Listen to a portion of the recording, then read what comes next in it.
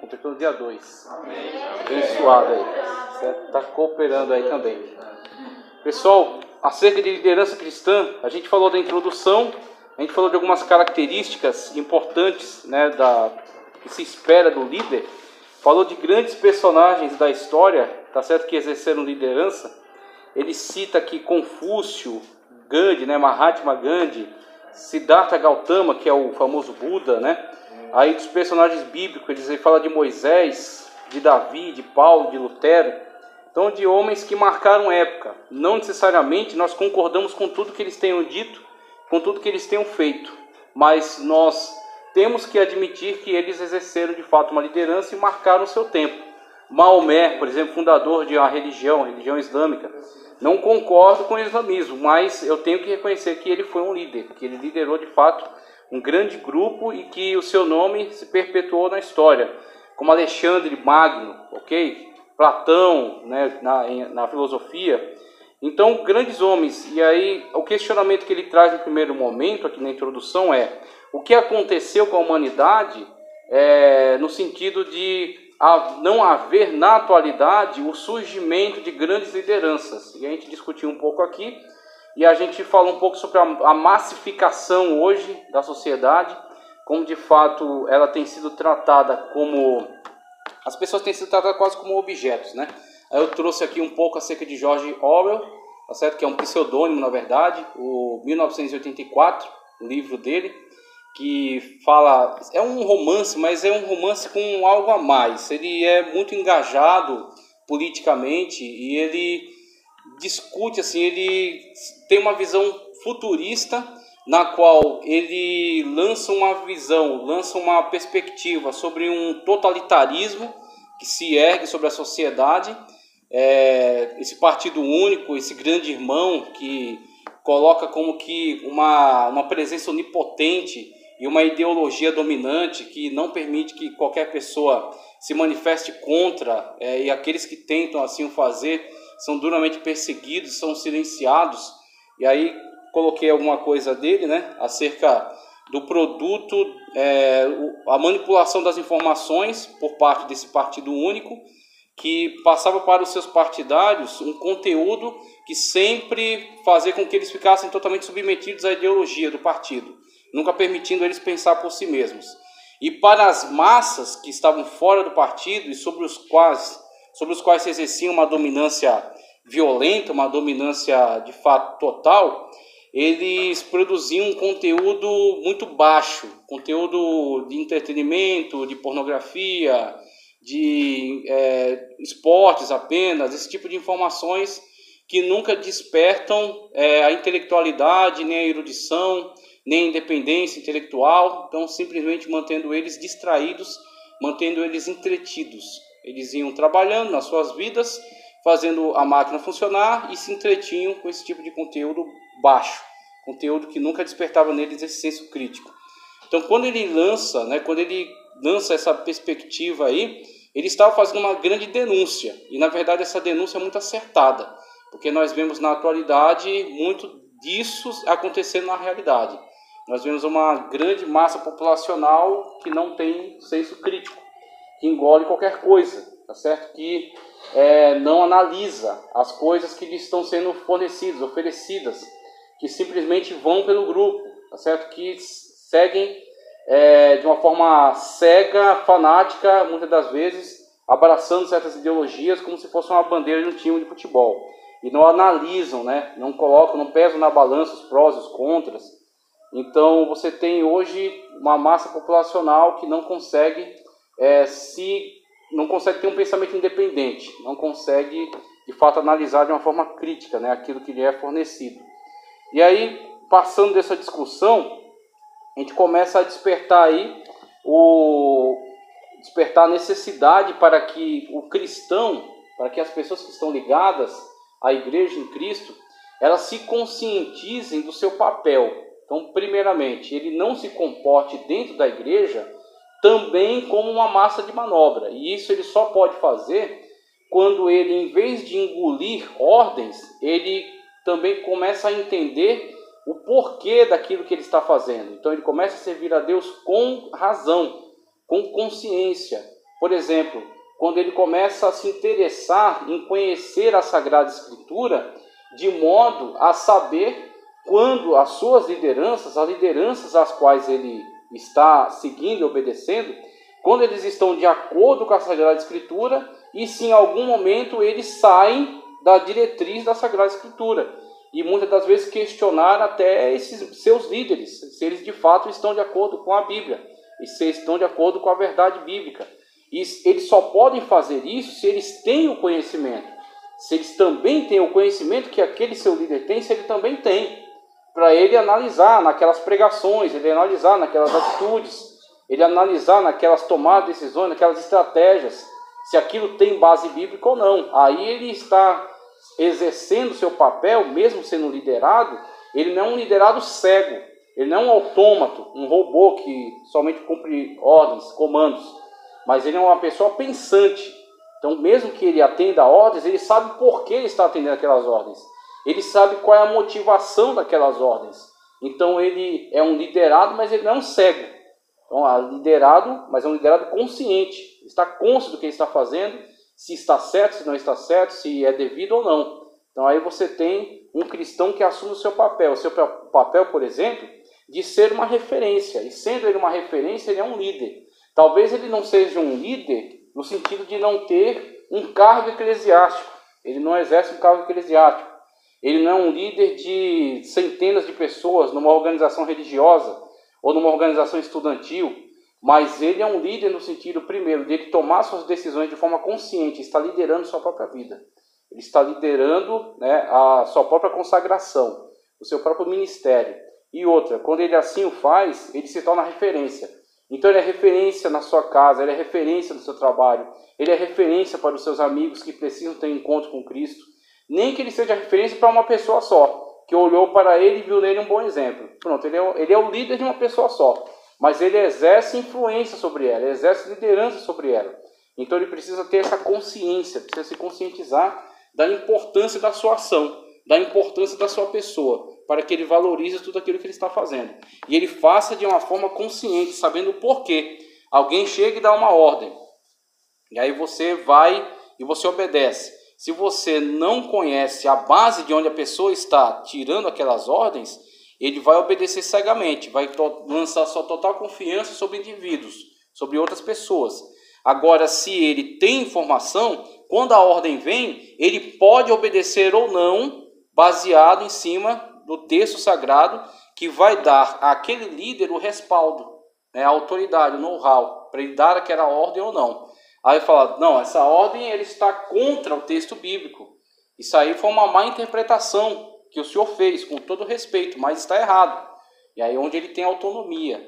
Não, eu não devo obedecer uma ordem que vai contra a Sagrada Escritura, mesmo vindo do meu pastor, de um diácono, de um presbítero, de um líder do setor, tá certo? De um líder da convenção geral, mundial, intergaláctica.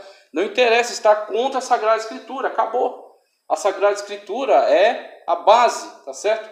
Ela é a regra de fé e prática, ou fé e conduta. Então, se atentar contra a Sagrada Escritura, automaticamente você não deve prestar obediência, porque está contra a Bíblia. Agora, isso para aquele que conhece. Aquele que não conhece, obedece cegamente. Conceito e definição de líder, conforme ele fala aqui, ó. Aí ele vai chegar na imagem ali que eu coloquei para vocês, ó. Antigamente pensava-se que líder era simplesmente alguém que possuía um cargo de mando. Eu estou na página 3, viu? Cargo de mando, como por exemplo um chefe, um gerente, um dirigente, etc. Mas com o aprimoramento das pesquisas nessa área, ficou constatado que este conceito está ultrapassado, pois é possível alguém possuir qualquer um dos referidos títulos e mesmo assim não ser um líder do grupo. De acordo com os conceitos atuais, para que uma pessoa seja verdadeiramente considerada líder, ela precisa possuir as seguintes características: capacidade de influenciar e envolver pessoas, atraindo-as para a realização de um propósito, de maneira livre e espontânea. Portanto, não basta estar na chefia ou no comando do grupo, nem tê-lo em submissão controlada e vigiada, mas antes de tudo, possuir o coração e a boa vontade de todos. Aí ele começa a distinguir, tá certo? Posições de chefia, posições de comando, de onde emanam, né, a autoridade dessas posições. E ele está querendo que nós cheguemos ao conceito correto de líder. Tá, ok? Quando estamos falando de líder, a gente não está sendo tão específico, porque a palavra líder, ela abrange, tá certo? Algumas situações, algumas categorias. Então, quando ele fala aqui acerca de liderança, ele faz um contraste entre, por exemplo, uma pessoa que exerce comando. E ela exerce comando porque ele é um chefe. Então, ele é um chefe, ele é um patrão, tá certo? Ele é o proprietário de uma empresa, de uma fábrica, de um comércio, de alguma coisa assim. Então, que tipo de relação ele estabelece com as pessoas que são comandadas por ele, que são chefiadas por ele? Pode ser até que as pessoas o obedeçam, mas não necessariamente por ele ser o líder delas. Não necessariamente elas estão engajadas no mesmo propósito que ele tem. E é onde você vai entender as relações estabelecidas. Quando a pessoa estabelece uma relação de troca, por exemplo, quando você vai para o seu trabalho, não necessariamente você vai inspirado porque você quer alcançar os mesmos objetivos do dono, do proprietário, do empresário a quem você está prestando aquele serviço. Os objetivos dele às vezes pouco importam para você. São os objetivos dele com a empresa dele. Por que você vai até lá? Por que você acorda cedo, toma banho, toma um café, ou às vezes nem dá tempo, pega um ônibus, se dirige até aquele local e fica ali determinadas horas, obedecendo aquelas ordens, cumprindo aquela tarefa, né? Se submetendo àquela função. Porque você estabeleceu uma relação de troca na qual você vende a sua carga horária e a pessoa te remunera por isso. E desde que você preste um serviço qualificado, de acordo com o que é esperado por aquela empresa, você é um marceneiro, você é um serralheiro, você é um professor, você está dando aulas, história, matemática, línguas. Então, aquilo que ele contratou aquele serviço, e você presta aquele serviço com qualidade. Então, você está contratado, você passa aquele período ali. Mas a relação ali é de troca. Daqui a pouco o cara chega para você e fala, olha, na verdade eu não estou tendo mais condições de remunerar vocês, mas eu tenho um grande projeto que eu sei que vai dar certo e no futuro isso aqui vai ser uma maravilha. Aí você vai virar e falar, olha, desculpa, mas eu não tenho nada a ver com os seus projetos de vida. Eu venho aqui para receber, né, trabalhar e receber o meu salário e receber os direitos trabalhistas, né, de acordo com a Constituição. Então, se você não tem a contrapartida do salário, tchau. Acabou a nossa relação estava firmada nisso.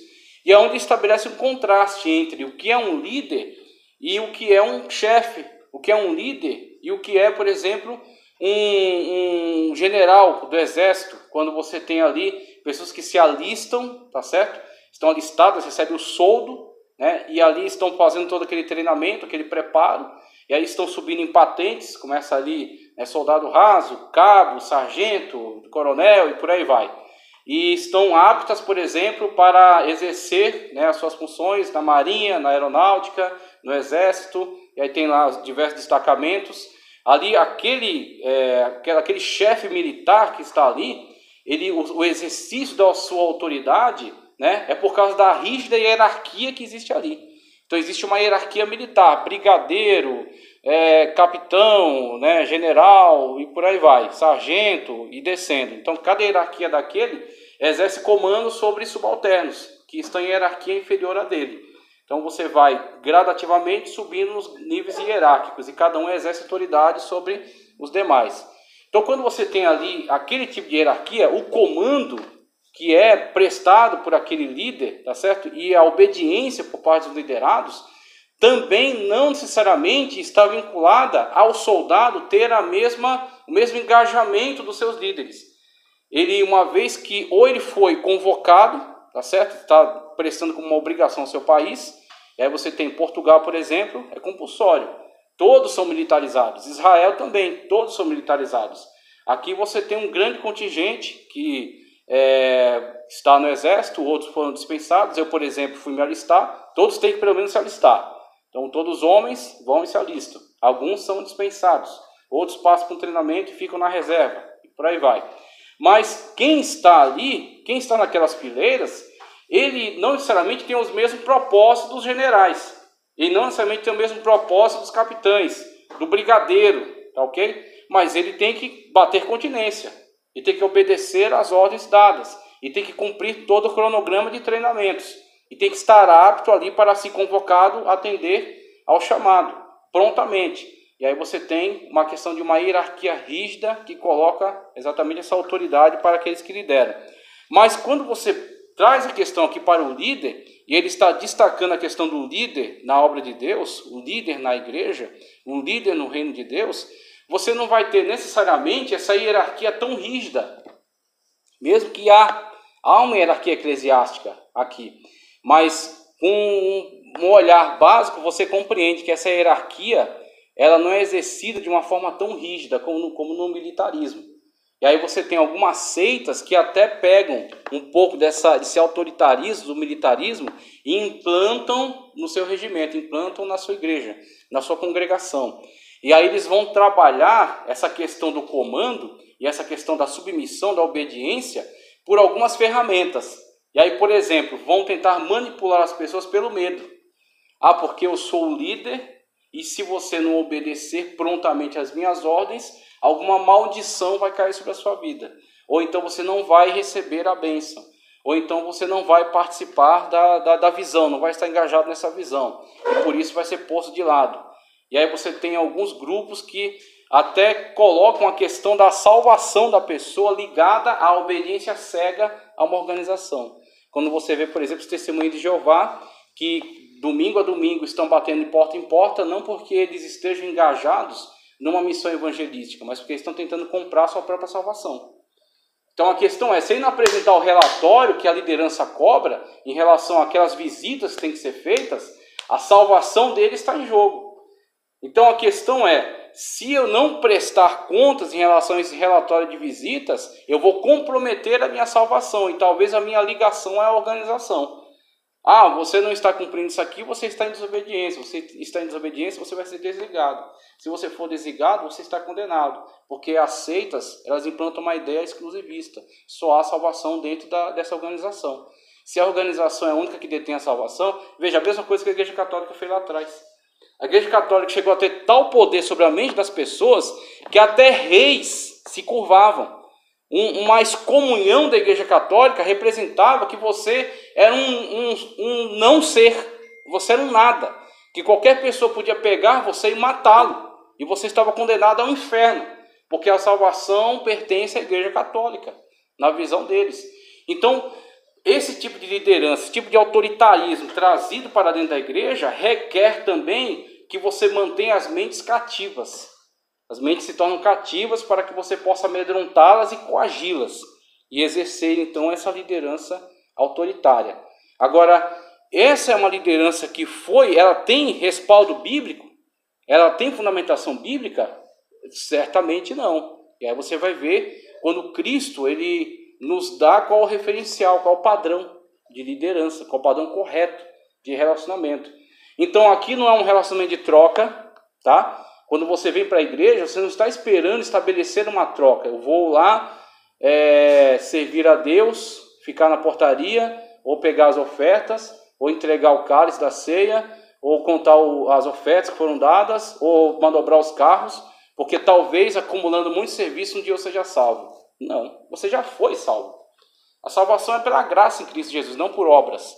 Então a salvação você já tem, que é o grande prêmio. O que você está fazendo aqui, afinal de contas?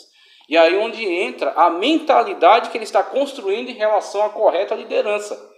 Olha, não é por troca e nem é também pelo exercício de um autoritarismo hierárquico, tá certo? Onde teria que manter sua mente cativa para você permanecer aqui.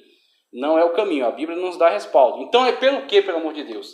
E aí você vê, quando o líder cristão, o líder evangélico, e agora a palavra líder é muito bem aplicada porque ela atinge todas as esferas, desde do simples cristão que exerce influência, mesmo que seja sobre uma pessoa que o observa, que observa a sua ação, até o líder da mesa diretora da convenção geral, tá certo? Todos eles estão enquadrados dentro desse mesmo viés aqui, líder, exercer a liderança.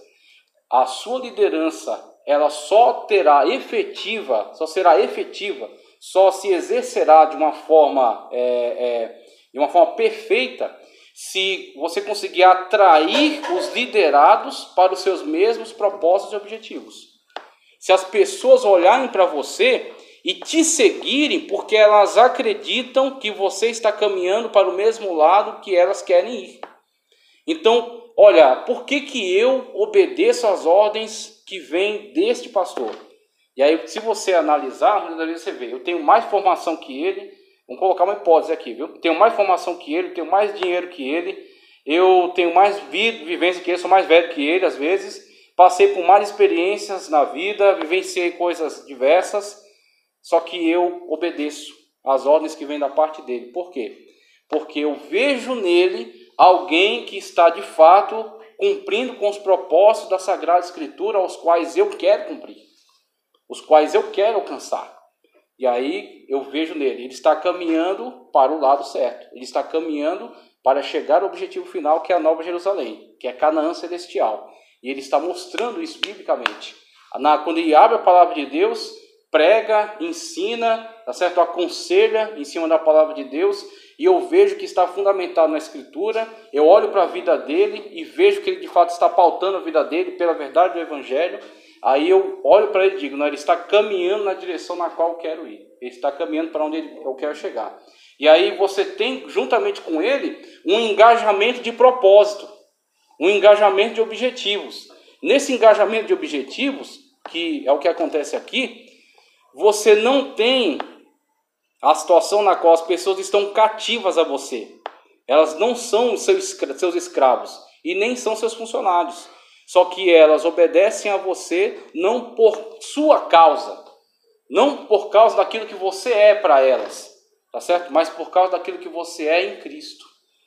Então, olha, por que eu obedeço ele? Porque, conforme a Sagrada Escritura diz, há sim pastores que foram constituídos, há diáconos que foram constituídos para o serviço da casa de Deus. Assim, o diácono, no exercício da sua função, debaixo da autoridade bíblica, ele tem autoridade. Ele pode dizer para você, levante daqui e sente ali.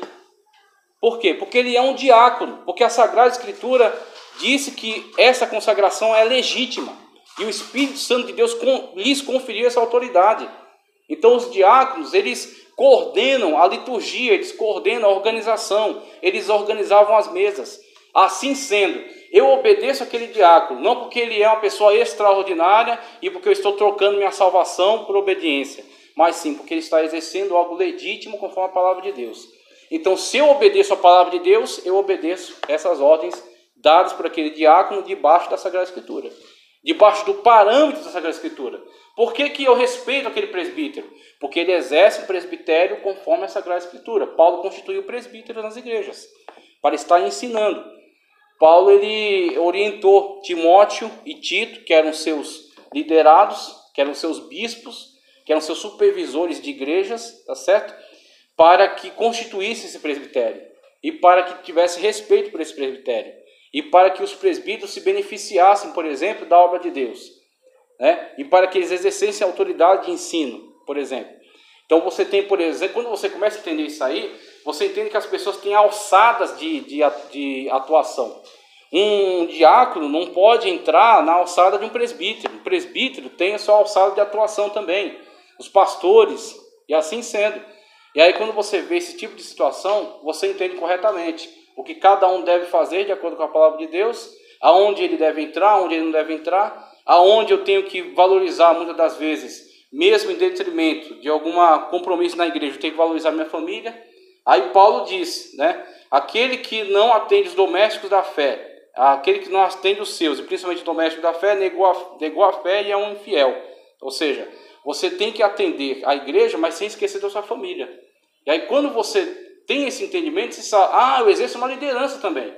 Mesmo que eu não sou um diácono, mesmo que eu não sou um presbítero, mesmo que eu não sou um pastor, eu sou o líder da minha casa. Eu tenho que exercer essa liderança lá. Eu tenho que coordenar as situações, protegê-los, trazer o sustento para a casa, protegê-los contra as más influências. Ok? Então, em algum momento eu vou precisar informar na igreja, olha, eu não vou poder estar aí hoje, porque eu vou pegar minha família e vou fazer um passeio para estreitarmos os vínculos, tá certo? Para termos algum lazer em conjunto, para termos uma conversa mais informal, para termos uma vivência, experiências agradáveis. E aí você vai exercer lá o seu papel, a sua liderança. Então, um cristão consciente, ele sabe que em todas as esferas de atuação, sempre há um momento em que você vai tomar decisões e por isso você vai ser líder, nem que seja da sua própria vida. Aí ele coloca os dois aqui, dirigente e condutor. E ele coloca basicamente, no final da página 3, dirigente e condutor, ele fala do dirigente como aquele que está à frente do grupo, tá certo? Então o grupo olha para ele e tem nele uma referência. E ele fala do condutor como aquele que está no meio do grupo. Assim sendo, o grupo tem nele alguém que pode resolver, que pode tirar dúvidas, tá certo? Que pode trazer soluções para o momento, pode direcionar em relação a projetos. Então você tem essas duas visões, do dirigente e do condutor. E aí, ele não necessariamente que coloque de uma forma negativa uma ou outra. Por isso que eu quero destacar as duas. É por isso que eu trouxe a imagem. Veja a imagem ali, ó. Eu coloquei para dirigente a imagem 1 dos pinguins aí e esse pinguim dando esse salto aí, né? E a 2 eu coloquei o condutor. E para cada uma delas, eu quero destacar um determinado momento da vida do líder, em que ele será dirigente, em que ele será condutor. Então, quando ele coloca aqui, conforme o autor da apostila, né, aquilo que ele coloca como sendo um dirigente, alguém que vai ter um certo distanciamento do grupo, tá certo? Porque ele será referência para o grupo. Sendo referência, ele tem que ser proativo. Ele tem muitas das vezes que implementar projetos que estão um pouco além do que aquilo que esperavam seus liderados. Então, os liderados, às vezes, eles, cuidando cada um das suas obrigações, cuidando cada um da sua vida em particular, eles muitas das vezes estão um tanto relapsos com relação à obra de Deus. Isso é normal, isso é natural. Eles estão tanto relapsos em relação às coisas, como Paulo disse, cada um cuida do que é seu e nenhum cuida daquilo que é interesse do Senhor. Então, quando você olha essa situação, de alguém é esperada a quebra, né, a quebra desse ciclo. E esse que vai quebrar esse ciclo de mormaço, de letargia, é o líder. E quando a gente fala de líder, como já coloquei aqui, não estamos falando de cargo. Não estamos falando de hierarquia eclesiástica. Estamos falando daquele que se dispõe a ser uma ferramenta na mão de Deus. E muitas das vezes vai ser uma pessoa que não necessariamente tem um cargo elevado, eclesiasticamente falando, mas ele está disposto, está aberto ao Espírito Santo de Deus trazer ideias inteligentes, ideias fundamentadas na Sagrada Escritura, por meio dele, que podem ser aplicadas.